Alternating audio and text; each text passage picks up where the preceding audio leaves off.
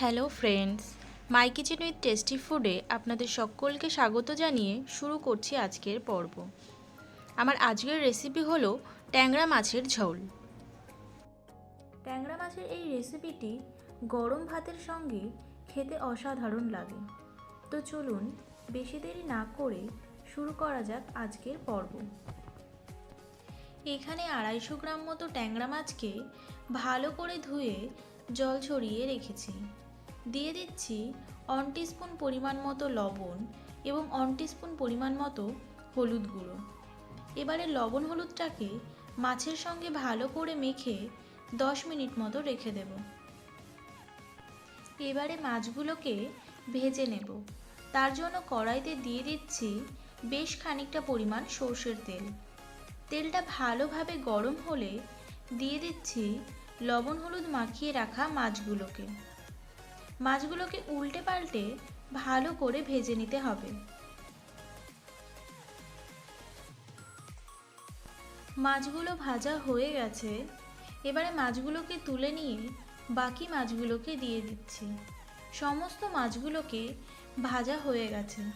এবারে মাছগুলোকে তুলে ওই তেলেই দিয়ে দিচ্ছি 3টে মাঝারি সাইজের আলু, যেটাকে লম্বা লম্বা করে কেটে নিয়েছি। দিয়ে দিচ্ছি 1/2 টিস্পুন পরিমাণ মতো হলুদ গুঁড়ো এবং 1/2 টিস্পুন পরিমাণ মতো লবণ। আলুগুলোকে ভালো করে উল্টে পাল্টে ভেজে নিতে হবে। আলুগুলো ভাজা হয়ে গেছে। এবারে আলুগুলোকে তুলে ওই তেলেই দিয়ে দিচ্ছি গোটা মশলা ফোড়ন। দিয়ে দিচ্ছি একটা তেজপাতা, একটা শুকনো লঙ্কাকে ফাটিয়ে দিয়ে দিচ্ছি, আর দিয়ে দিচ্ছি 1 টিস্পুন মতো গোটা জিরে। এবারে ফোড়নটা একটু ভাজা হলে দিয়ে দিচ্ছি আগে থেকে ভেজে রাখা আলুগুলোকে।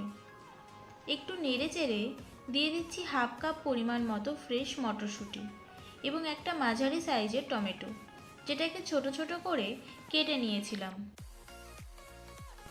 এবারে সমস্ত কিছুকে নেড়ে চেড়ে দিয়ে দিচ্ছি 1/2 টেবিল চামচ পরিমাণ হলুদ গুঁড়ো, দিয়ে দিচ্ছি স্বাদ অনুযায়ী লবণ, দিয়ে দিচ্ছি 1/2 চা চামচ পরিমাণ লাল লঙ্কার গুঁড়ো, দিয়ে দিচ্ছি 1/2 টেবিল চামচ পরিমাণ জিরে গুঁড়ো এবং 1/2 টেবিল চামচ পরিমাণ ধনে গুঁড়ো।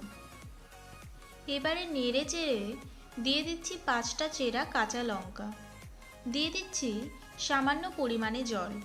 এবারে নেড়ে চেড়ে ঢাকনা চাপা দিয়ে কষে নিতে হবে যতক্ষণ না উপর থেকে তেল বেরিয়ে আসে। ওপর থেকে ভালোভাবে তেল বেরিয়ে এসছে। এই সময় দিয়ে দেব 2 কাপ পরিমাণ মতো জল।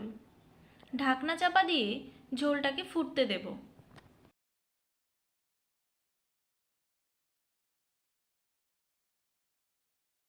ঝোলটা ভালোভাবে ফুটে উঠেছে।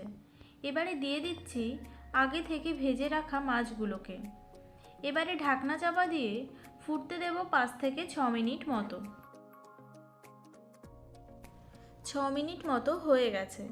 এবারে ঢাকনা তুলে দিয়ে দিচ্ছি 1 টেবিল চামচ পরিমাণ মতো ঘি এবং দিয়ে দিচ্ছি 1/2 চা চামচ পরিমাণ গরম মশলার গুঁড়ো।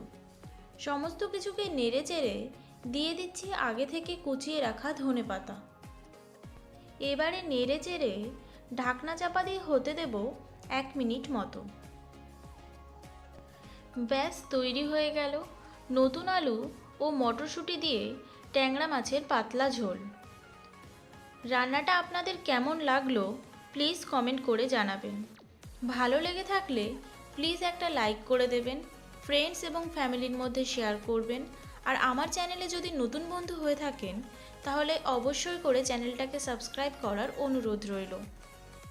আর রান্নাটা একবার এইভাবে বাড়িতে ট্রাই করুন, আশা করছি ভালো লাগবে। তাহলে আজকের মতো এই পর্যন্তই। আবারও দেখা হবে নতুন কোনো রেসিপি নিয়ে।